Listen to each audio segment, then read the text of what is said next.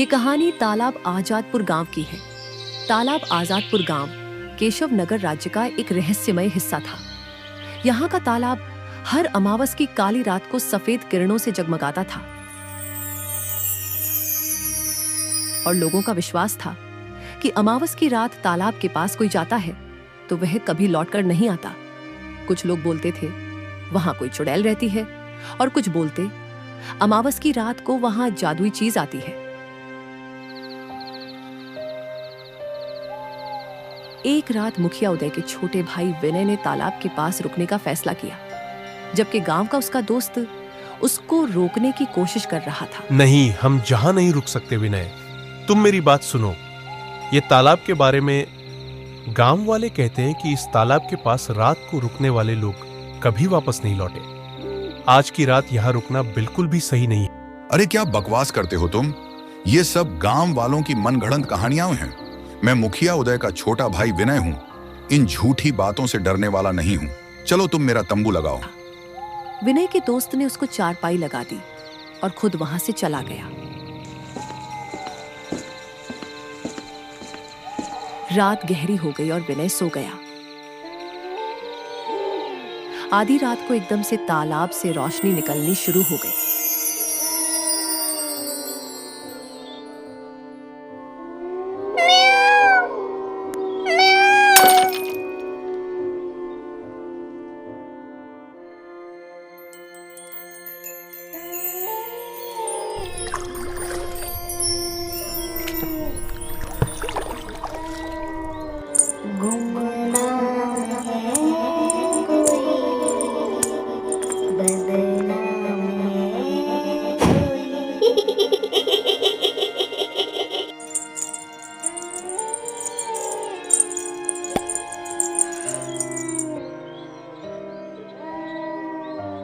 विनय ने उठकर देखा कि सामने एक सुंदर कन्या खड़ी है।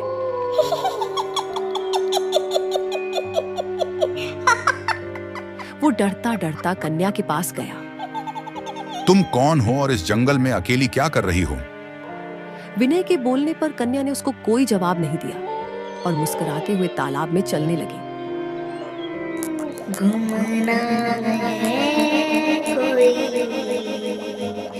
ये देख विनय और घबरा जाता है। तभी तालाब सफेद रंग की किरणों से जगमगाने लगा।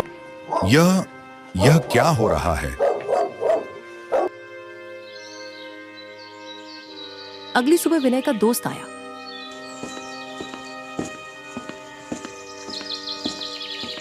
और उसने देखा चारपाई पे विनय नहीं था। वो उसको ढूंढने लगा, लेकिन उसको विनय की घड़ी ही तालाब के किनारे मिली। विनय का दोस्त सहमा हुआ घर लौट आया।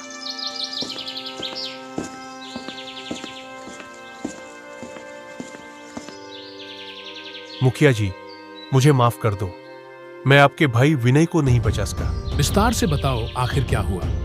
मेरा भाई विनय कहाँ है? मैंने उसे आखिरी बार तालाब के पास देखा था। सुबह जब मैं वहां गया तो वो वहां पर नहीं थे।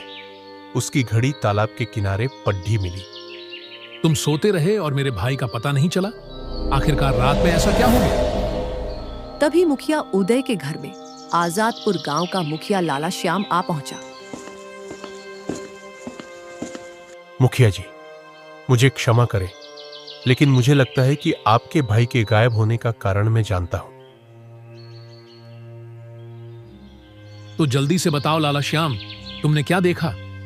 मुखिया जी, कल रात मैं अपने गांव लौट रहा था तो रास्ते में तालाब के पास मैंने रुककर आराम करने का सोचा। तभी मैंने देखा कि तालाब सफेद रोशनी से चमकने लगी। अच्छा, आगे कहो लाला श्याम, फिर क्या हुआ? मैंने अपनी आंखों से देखा मुखिया जी, एक सुंदर कन्या तालाब के पास खड्डी दी थी। आपके छोटे भाई विनय उसके पास खड्डे थे। वह कन्या बेहद रहस्यमयी थी। अचानक तालाब से तेज रोशनी निकली और उस रोशनी के साथ वह कन्या और आपके भाई दोनों गायब हो गए। गायब? अरे, तो तुमने उन्हें जाते हुए देखा? हाँ मुखिया जी, मैंने यही देखा। मैं डर के मारे वहां से भाग आया।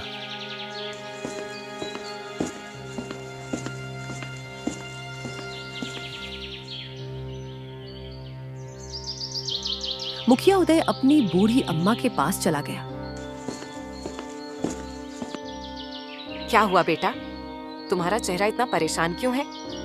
अम्मा, विनय, मेरा भाई, वह तालाब के पास रहस्यमय तरीके से गायब हो गया।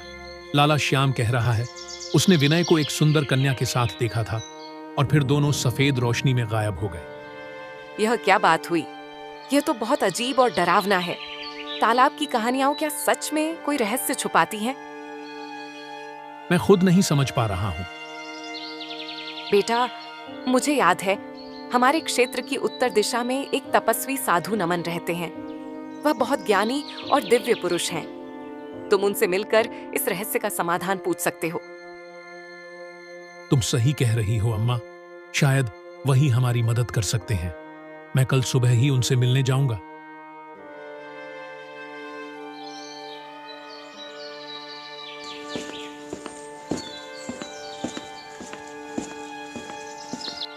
ओम ओम।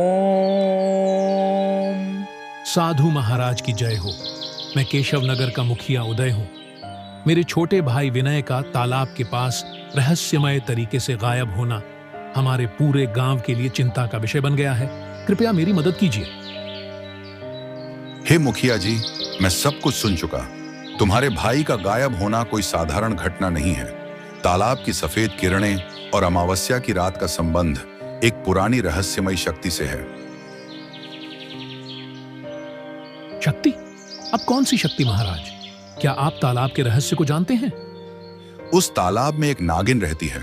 वह नागिन अपने नागमणि के कारण हर अमावस्या की रात को तालाब को जगमगा देती है सफेद रोशनी से। वही नागिन तुम्हारे भाई को तालाब के भीतर खींच ले गई है। नागिन? नागमणि? महाराज, यह कैसे संभव है? यह संभव है मुखिया जी। तालाब के लोग जिसे जादू समझते हैं वह नागमणि की शक्ति है।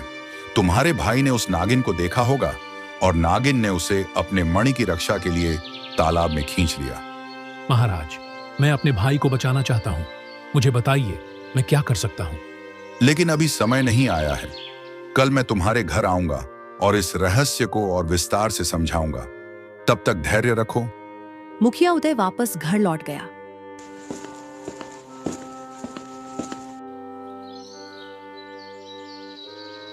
अगले दिन साधु मुखिया उदय के घर आ पहुंचे। मुखिया जी, तुम्हारे भाई को बचाने का एक ही मार्ग है, परंतु यह मार्ग अत्यंत कठिन और खतरों से भरा हुआ है।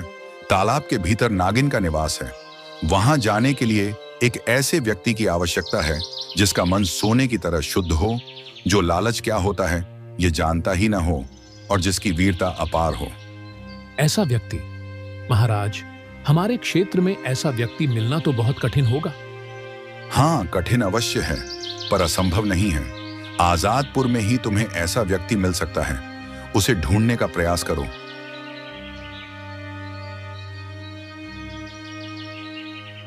मुखिया उदय ने तुरंत नौकरों को ऐसे व्यक्ति की तलाश में भेजने का आदेश दे दिया। तभी बसंत नाम का एक सामान्य किसान मुखिया उदय के पास आकर बोला, मुखिया जी, मैं बसंत हूँ। मैं तालाब से आपके भाई को वापस लाने की कोशिश करना चाहता हूँ, लेकिन मैं इनाम की लालसा में यहाँ पर नहीं आया। ये कार्य मैं केवल और केवल आपके परिवार और क्षेत्र के हित में करूंगा। वाह बसंत, तुम्हारी निस्वार्थ भावना देखकर मुझे अत्यंत प्रसन्नता हुई। तुम्हारी सहायता से शायद हम इस रहस्य का समाधान कर सकें। यह वही व्यक्ति है जिसकी हमें तलाश थी। इसका मन सोने की तरह शुद्ध है। यह हमारे कार्य को पूरा कर सकता है। महाराज, मुझे विश्वास है कि बसंत इस कार्य को अवश्य पूरा करेगा।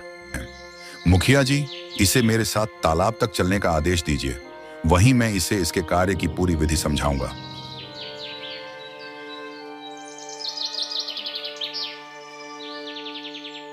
कुछ देर बाद बसंत और साधु तालाब के किनारे पहुंच गए।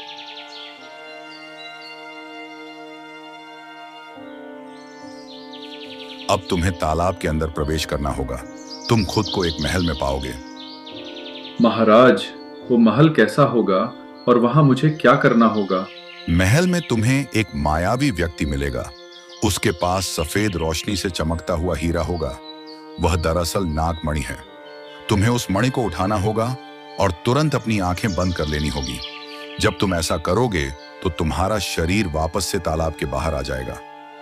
लेकिन महाराज, वो मायावी व्यक्ति मुझे नुकसान पहुंचाने की कोशिश करेगा तो? हाँ, जैसे ही तुम उस मणि को उठाओगे, वह व्यक्ति एक सर्प में परिवर्तित होकर तुम्हें डसने का प्रयास करेगा। लेकिन डरो मत, तुम्हारा मन पवित्र है और मैंने जो मंत्र पढ़े हैं वह तुम्हारी रक्षा करेंगे। महाराज, आप स्वयं ये कार्य क्यों नहीं कर सकते? यह मणि केवल उसी के द्वारा उठाई जा सकती है जिसका मन शुद्ध हो और जो लालच से मुक्त हो। यदि मैं इसे छूने की कोशिश करूंगा तो जलकर भस्म हो जाऊंगा। ठीक है, मैं ये कार्य करूंगा। मणि लाने के बाद मैं क्या करूंगा?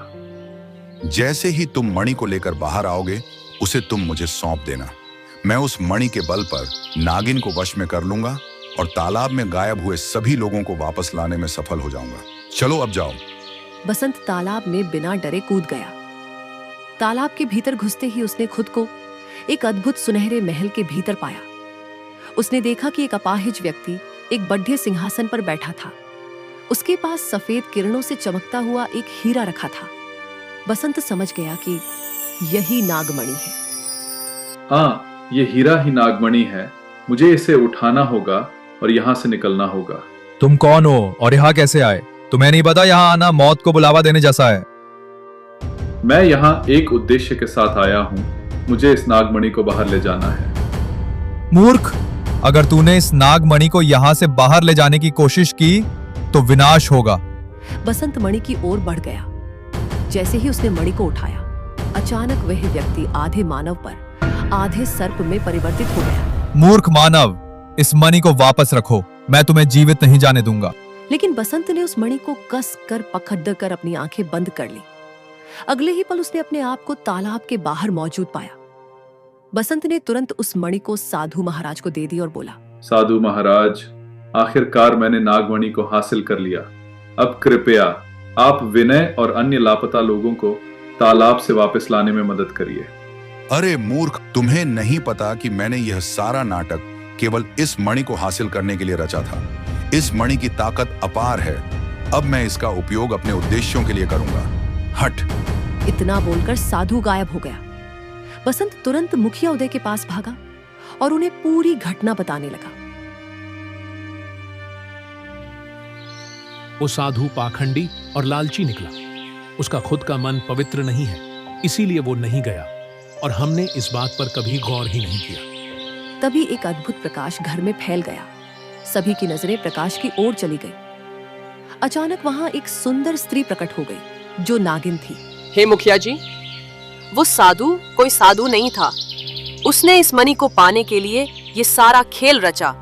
केवल एक शुद्ध हृदय वाला व्यक्ति ही इस मणि को बाहर ला सकता था और उसने बसंत का उपयोग किया। लेकिन तुम कौन हो और इस तालाब, मेरे भाई और नागमणि का क्या रहस्य है? मुखिया जी, मैं एक इच्छाधारी नागिन हूँ। वो मणि मेरे पति की धरोहर है और हमारी शक्ति का आधार। दुर्भाग्यवश इस मणि को पाने की लालसा ने कई लोगों को अधर्म के मार्ग पर ला खड़ा किया है। ओह, तो तुम वही नागिन हो जिसकी मणि बसंत ने साधु को दी। मेरा भाई विनय कहाँ है? मुखिया जी, तुम्हारे भाई को मैंने नहीं बल्कि उस पाखंडी साधु ने गायब किया है। ये वही साधु है जो बरसों से उस तालाब से मणि को लेकर षड्यंत्र रच रहा है। तालाब के पास जितने भी मनुष्य अब तक गायब हुए हैं, वो सब उसी साधु की कुटिल चालों का शिकार हुए हैं। वो हर अमावस की रात को मेरा भेष बना के लोगों को डराता है और गायब कर देता है। नहीं तो हम लोग किसी को भी अपना भेष ना दिखाए, क्योंकि ये नागमणि चमत्कारी है। इसकी शक्ति अपार है। ये हर अमावस की रात इतनी ऊर्जा उत्पन्न करती है कि उससे अमरता प्राप्त की जा सकती है, लेकिन इसके लिए सैकड़ों निर्दोष लोगों की बलि देनी होती है। साधु ने मेरे पति पर कुटिल जादू से हमला कर दिया, जिससे वो हमेशा के लिए अपाहिज हो गए।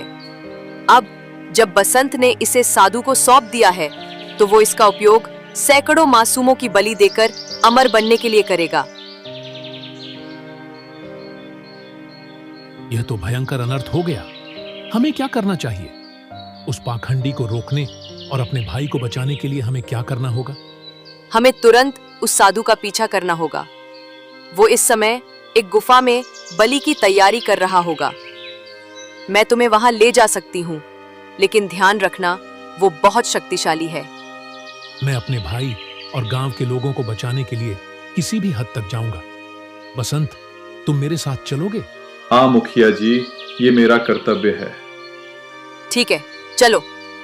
नागिन ने अपने जादू का प्रयोग किया और चारों तरफ काला धुआं फैल गया।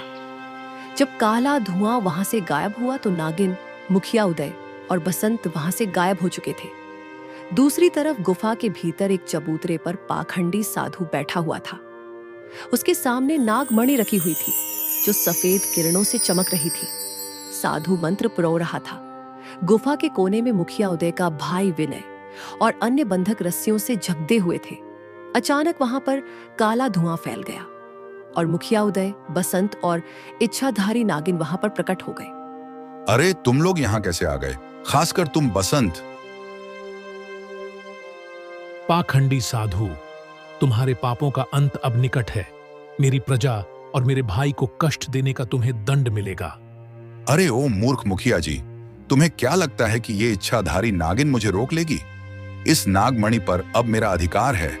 मैं तुम सब मामूली कीड़े मकड़ों को मसल के रख दूंगा। पाखंडी, तुम भले ही इस मणि को अपने पास रखे हुए हो, लेकिन इस पर तुम्हारा अधिकार कभी नहीं हो सकता। ये नागमणि केवल उसी की आदेश मानती है जिसका हृदय सोने की तरह शुद्ध हो। बसंत, अब समय आ गया है कि तुम इसे अपने हाथों में लो। बसंत, तुम्हारा साहस और सच्चाई ही इस मणि को नियंत्रित कर सकता है। इसे अपने हृदय से पुकारो। बसंत नागमणि को देखकर बोला, अगर ये मणि वास्तव में सच्चाई का प्रतीक है तो मैं इसे अपने पास आने का आदेश देता हूँ। बसंत के कहते ही नागमणि सफेद प्रकाश में लिपटी हुई हवा में उठ गई और सीधे हाथों में आ गई। साधु भयभीत होकर पीछे हटने लगा। बसंत मणि को अपने हाथ में कसकर पकड़ दहता हुआ बोला, ये मणि तुम्हारी लालच और पाप की शक्ति को समाप्त करेगी। अब तुम्हें तुम्हारे कर्मों का दंड मिलेगा। नागमणि, इस पाखंडी को उसके कर्मों की सजा दो। नागमणि अचानक आग जैसा ऊर्जा छोड़ दहने लगी। साधु चीखता हुआ जलकर राख हो गया।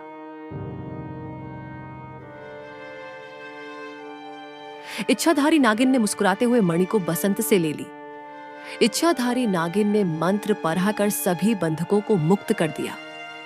अंत में केवल सच्चाई की ही जीत हुई। बसंत, तुमने असंभव को संभव कर दिखाया। शाबाश, यह मणि अब सुरक्षित हाथों में है। बसंत, तुम्हारा साहस और निस्वार्थ भाव ने आज आजादपुर को एक नई शुरुआत दी है। ये मणि अब सही स्थान पर वापस जाएगी। अगर आपको हमारी कहानी अच्छी लगी तो हमारे चैनल को सब्सक्राइब कीजिए और शेयर कीजिए। धन्यवाद।